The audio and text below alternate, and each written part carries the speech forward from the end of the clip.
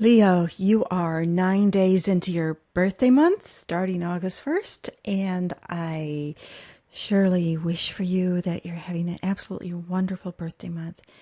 And remember, this is always a time for new starts, new beginnings for you.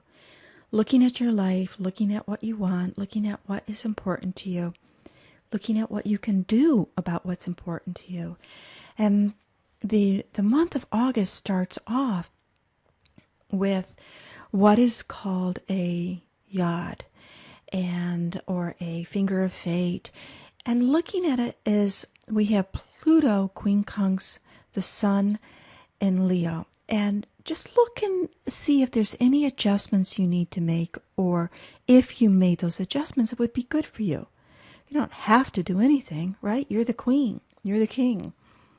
So it's not about have to, but if you did, would it help you be able to live the life that you truly desire? The new moon in Leo on the 6th of August is the collective happy birthday to all Leos. When the moon catches up to the sun, that's a new start in a major way for Leo birthday year. And this particular year has a very powerful configuration with Jupiter and Pluto in opposition. So we have Jupiter, here's the new moon, and we have Jupiter in Cancer here in your sign, new moon in your sign, and we have Jupiter and Pluto in Capricorn in opposition. And Jupiter is the sign behind you. And wherever Jupiter is, it can expand things. And this can be a place, if you go into a retreat, if you go into your own inner knowing, do some journaling, do some dream work, lots of information can come through for you. And part of it will be about transforming your daily routine that makes you feel and look healthier. The full moon in Aquarius is... it's actually the first full moon was the day that the sun went into Leo, and the full moon was opposite the sun. And now we have another full moon with the sun in Leo and the moon in Aquarius, highlighting relationships with others and connecting with others and embracing that joy, embracing your heart, what makes you happy. So it's a great time to be with friends. The day after the full moon, and in vibration with this chart, the energy of the full moon is a Jupiter-Uranus square. And Uranus-Jupiter square is a sense of, am I living my authentic life? And where do I need to do that? And where do I feel that I haven't? So it's the conjunction started in June of 2010. So the conjunction June 2010 was when Jupiter and Uranus were both in Aries, expanding individuality, breaking free. For you, because it's in a fire sign, it's in a real positive angle for you, and will give a true nature of being able to expand in your personal world to make that happen. The sun goes into Virgo on the 22nd. So when the sun goes into Virgo, it's shifting. It's a month ahead of the Leo energy, at least, from the time that the sun went into Leo.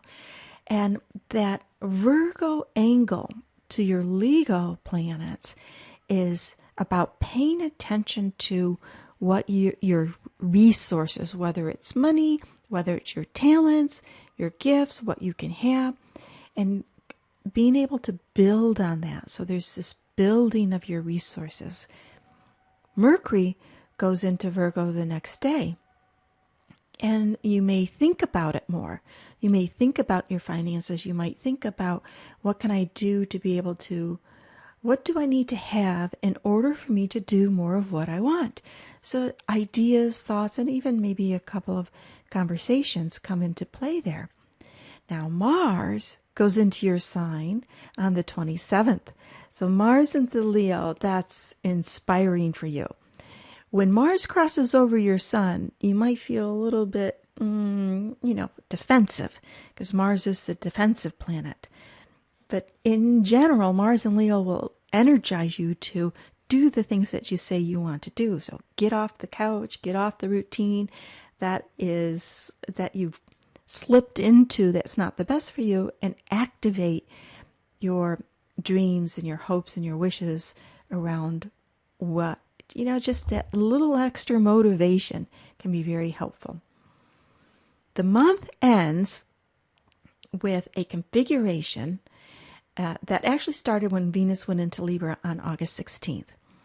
So what we have is the moon. Now, the 31st of August, the last day of August, is on a Saturday. You'll feel this energy this weekend. The moon is in Cancer. And what the moon will be doing is that, well, first, when it's at 9 degrees, it will be opposing Pluto. And there's deep emotions. So there's this emotional purging.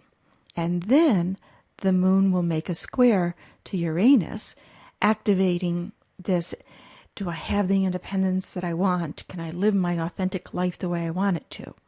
It comes up to Jupiter and really expands those feelings. Really expands whatever you feel about that. Do I feel controlled or manipulated by life? Do I feel my own independent, unique life, living it on purpose? And then the moon will come up and square Venus. And Venus is about relationships. So the end thing this weekend is all about relationships. And if any relationship is in your life that you feel is too controlling or manipulating, taking you away from what you feel in your heart you need to do, or is not emotionally responsive or sensitive to what you need emotionally in life, then that stuff is going to bubble up to be taken care of.